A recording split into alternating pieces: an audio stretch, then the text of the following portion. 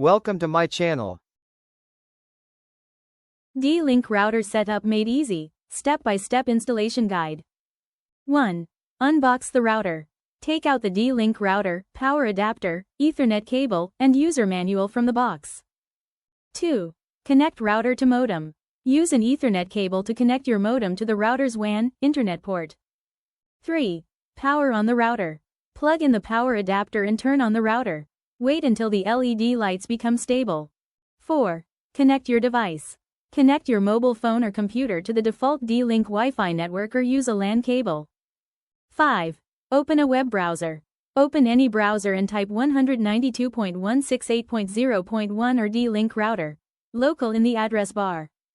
6. Log in to the router. Enter the default username and password, usually admin or printed on the router label. 7. Choose internet connection type. Select your internet type, dynamic IP, PPPoE, or static IP. 8. Enter ISP details. If required, enter the ISP username and password provided by your internet provider. 9. Set Wi-Fi name and password. Create a new Wi-Fi name, SSID, and set a strong Wi-Fi password. 10. Save and finish setup. Click Save, apply and wait for the router to reboot. Setup is complete.